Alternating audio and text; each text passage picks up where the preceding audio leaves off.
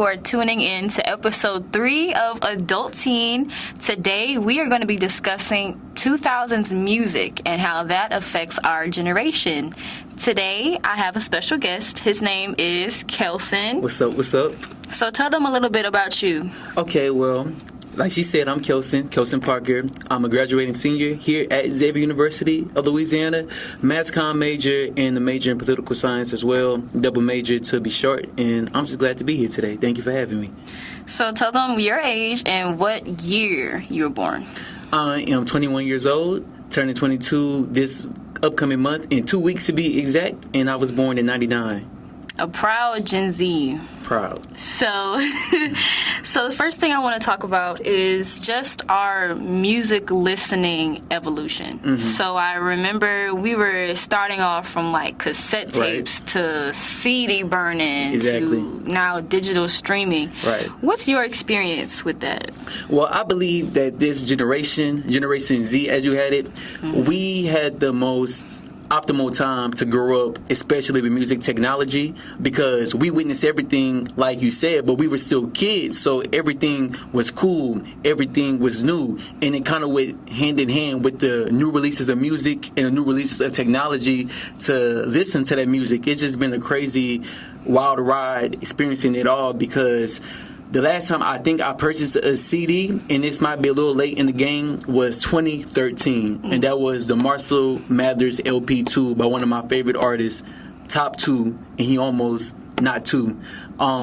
Whenever it was that album, exactly the last album that I ever bought. But I know multiple people, like my friends, my peers, they stopped buying albums prior to 2013, and that's for a fact. So just seeing it, burning disc, bringing it to the little pizza parties that we had. I was always the music guy in class. Just burning disc, to stop doing that, to connecting to an aux cord and you being the DJ for the whole party with a one plug-in, and now we have Bluetooth, so not even connecting at all, a wireless connection. It's been quite crazy experiencing it all, but like I said, I'm a kid during all of this, so it's very cool, and it's just, you feel like you're a part of something without necessarily knowing that you're a part of something, if that makes sense. Mm-hmm. Let me tell you, I remember, like, we used to have the cassette tapes, like, we were in the car, we was riding, you pull out your cassette. Yeah. I remember, like, the CD burning, like, my mom used to burn so many CDs. We used to get on the little iTunes, and that was when, back in the day, I was, like, Dell computer stuff. Right. And she would have to buy, like, a certain song. Like, if she didn't like the full album, she would just pick out, like, buy, like, $1 or something for a song. And she would just get like a case of like blank CDs, and then she burned them on the CDs, and that's what she would play in the car. Like, I remember, like, now we just have the phone, you just pull up like your playlist or whatever. No. Yeah. We had the little CD book. You gotta open it, keep it under the seat in the car. Right. Pull out your little CD book, switch it out. If it's got scratches on it, that's tough. Exactly. No, definitely. You just brought back a suppressed memory as well. With that being said, back to the CD burning. With CD burning, you had to have LimeWire, where you would download all the music. I hope this podcast don't get me arrested in any shape, way, or form, or penalized. But LimeWire, the downloading software to download the free music from your free artists, and like you said, it was no picking any song you want. It was only the music that you had downloaded onto that CD. The birth of on demand. Exactly. If you wanted to listen to track 7, then you would say put it on track 7. It was no going through your phone searching a vast catalog of music. It was just those songs that you had, and you were just stuck with it. But I think it goes back to the thing that I was trying to hit on, is like, you don't know how it should be or what it's going to be. Like, I didn't know eventually I could click on any song whenever I wanted to. So those 7 songs, being able to have those 7 songs on that CD, being able to pick which one I wanted, that was marvelous for me. You know, relatively speaking, it was kind of primitive technology, but as a kid, you having fun with it. These are my favorite songs, I'm picking it. But if I say I'm listening to the Carter 3 by Lil Wayne, one of my favorite albums, and I only have a Milli and Got Money from that album on that CD, but I won't listen to Phone Home, that's Self Cookies, because now I got to go back and get a new disc, because once you burn the disc, you can't re-burn it. So I got to get a new disc, put all them songs on, and that one too. So let me tell you, CD burning was a hustle. Like, I remember you have to have the dude on the corner. He's Right. like, hey, I got this new Lil Wayne album. I got this Beyonce song. You want it? You know?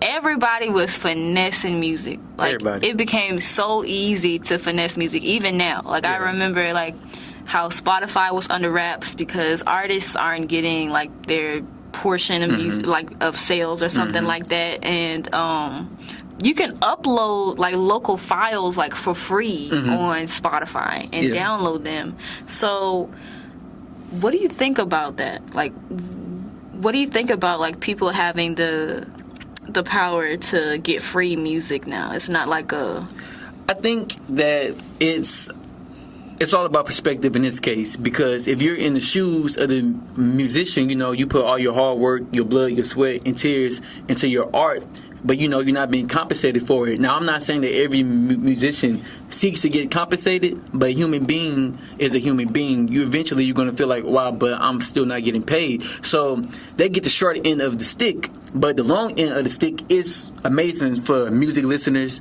music lovers, people who actually love listening to music, who may not want to pay. Not saying that they don't have the funds, but if they can get something for free, they're going to get something for free rather than paying for it. So I think it's just on who foot the shoe is on in this case. But it's kind of twisted and messed up for the artists.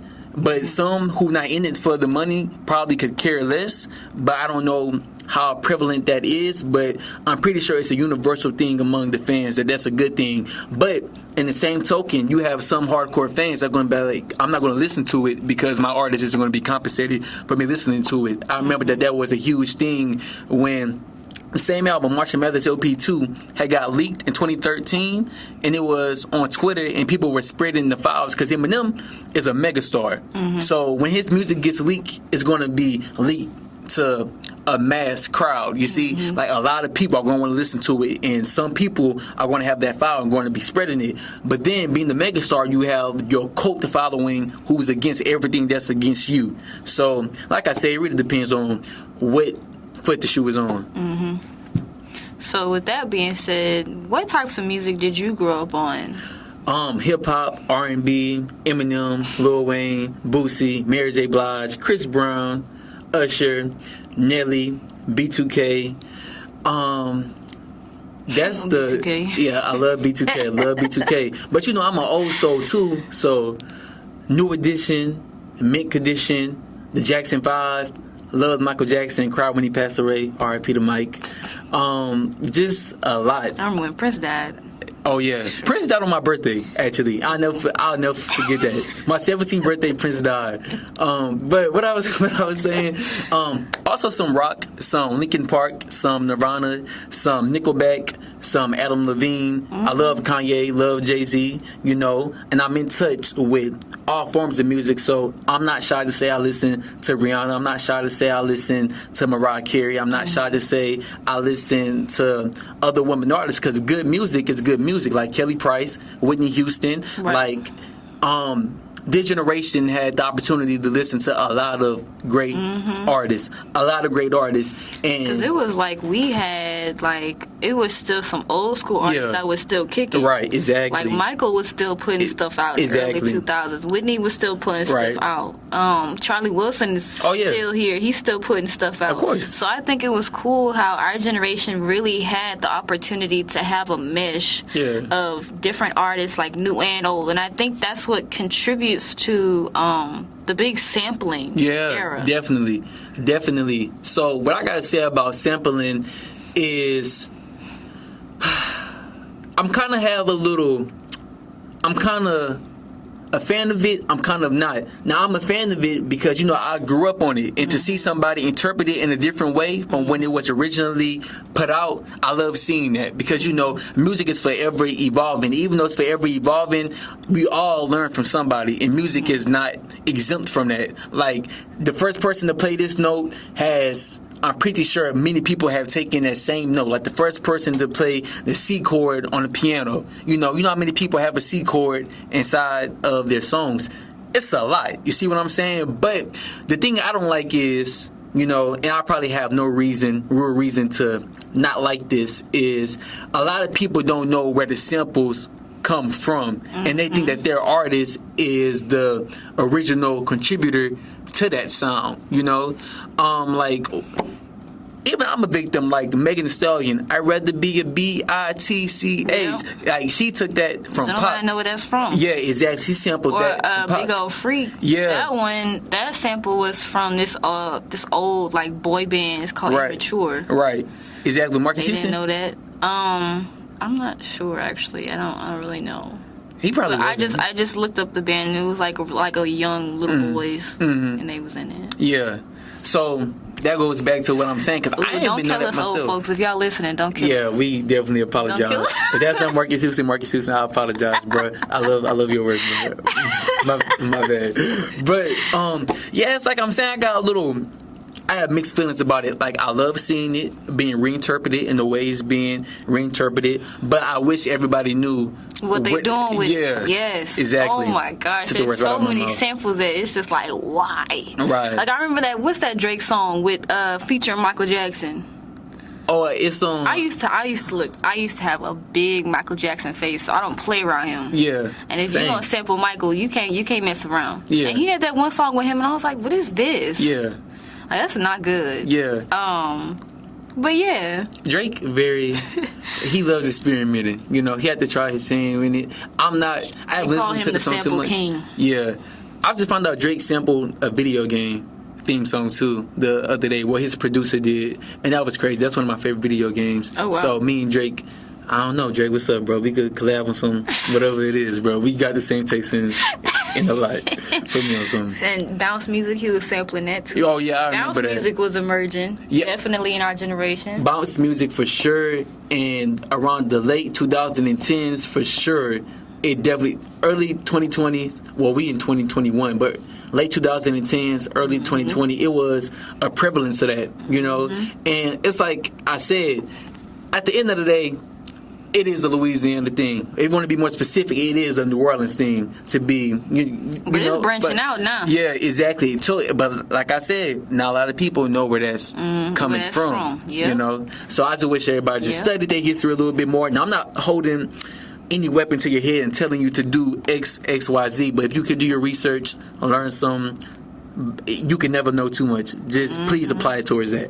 So with that being said, another thing I've noticed from like our generation is always like cultural appropriation. And you know, I'm thinking of, you know, how black culture gets misconstrued by like white artists or non-black. So the first one I thought of was like Gwen Stefani, and how she had like a whole gimmick of just cultural appropriation, like not from like down from the hairstyles to the music, the way that she sings. A lot of R&B is credited to black artists, right? And the way that she would do her songs is similar. I remember she used to have like a little posse. I think it was called like the Harajuku Girls or whatever, and they were all Asian. But the thing is, they would put on like props and costumes to look black and to act black. Right. I'm not gonna lie, Gwen got some good songs. Like some of her stuff is really good. Definitely. But you know, when we was listening to it, it never really hit me how much it was actually like mocking the black community. Right. So what do you think about that? Well, cultural appropriation, you know, we could trace that way back to the days of Elvis, because everyone will, if you're a true music fan, you know that Elvis has been heavily influenced by, you know, black music. A lot of forms of music is black music. Essentially, it doesn't matter who are the top stars, who are at the top of the genre. Almost every music form somewhat, somehow, some way stems from black music. I don't know if it's a bone we have in our body, but we just know how to make hits and make hits on a large array. But cultural appropriation, you know, a lot of artists I feel like doing what they're doing. Now, hip-hop is one of my favorite genres, of course, as you know me, Zoe. But I'm seeing like a lot of white artists take initiative to make themselves hip hop, and you know, and I can tell they're not necessarily being authentic with it. After listening to it for so long, after living inside the lifestyle that they're rapping about, you eventually get to see who's being authentic with what they're saying and who's not being authentic with what they're saying. I just feel like it's always good to show respect, to show that you're influenced by someone, but once you start appropriating it and doing it for just financial gain rather than actually appreciating it, I feel like that's where the problem comes in at. Yep, and you know who I think of? I think of Justin Timberlake. Like, he is kind of like on the fence of it, because a lot of his music is, of course, credited to Timberland, it's credited to Pharrell, it's credited to even Prince. And, you know, it was funny because Prince had beef with Justin. Prince could not stand Justin. And it was interesting to see how, like, his music, or like his early music, was very like black inspired. Yeah, definitely. And like until now, because now it's more kind of pop. But when I think about like his career and how a lot of white artists kind of use black culture to get to get that point of fame. I don't know, I kind of just feel indifferent about him because some of his old music is really good and it feels like he's appreciating it, but actually hearing like other testimonies from black artists that work with him, and you know, maybe he really isn't appreciating it. Maybe it is more appropriation. I don't know. Right, and like that's a question that Justin Timberlake knows the answer to, and that's the question that you know, that I don't think he knows. He probably doesn't. You know, he's probably just, it's probably innocent to him. Like, he probably doesn't know exactly what he's doing. But you just reminded me. Do y'all remember? I'm not saying this is culture appropriation. I'm not sure what she had going on, but Miley Cyrus around the early 2010s. In the club, something with some That's my jam. On. No, I'm not gonna lie. That's my jam. That thing ran. That thing ran. So I hope Miley Cyrus is showing respect and influence, because that song bumped for a fact. It did. And then, you know, she came out with that album with We Don't Stop on it. And then she was acting a fool on a music award. I remember that. So, I mean, that right there, that is showing appropriation for me. You feel like that? Yes. Yeah, if that's the case, if she was acting wild, like an emphasis with hip hop, even Ellen DeGeneres, or no, who was it? Was it Katy Perry? It was somebody posing wild with the Migos, and it was Perry. It was Katy Perry. Yeah. Okay, see, like stuff like that. Just because something is hip hop, she had that little song with him. Right. Just because something is black, or you affiliated to something that's the essence of it is black, it doesn't necessarily mean that you have to act ghetto, wild, hip hop. So Molly acting the fool on stage, if that's what she was doing, you know, that's a big X. Yep. So, with all of that in mind, when we're looking back on it, how do you think that music influenced you? And I would say that with music, you have music videos, promotion, the marketing of the song. You're going to have music videos. So when I'm seeing the songs and I'm listening to the songs and I'm seeing the videos, rather, I see chains, I see jewelry, I see the latest fashion. And this is the early 2000s that we're talking about. So this is when rappers weren't wearing Gucci. Rappers weren't wearing Burberry. Rappers weren't wearing Moncler. They was wearing Saint John, Fat Form, throwback jerseys.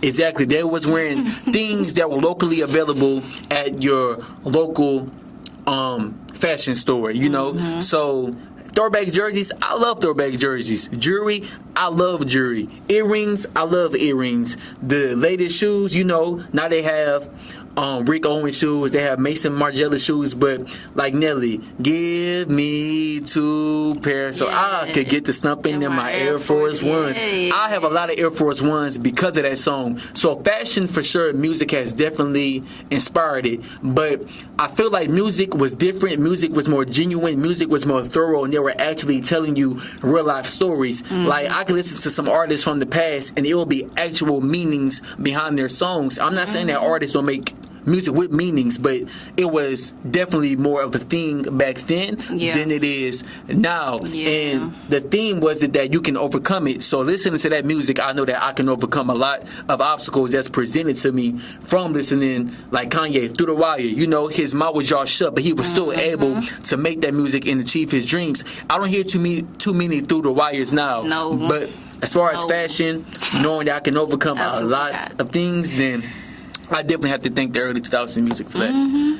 So, how do you think it affects our generation as a whole?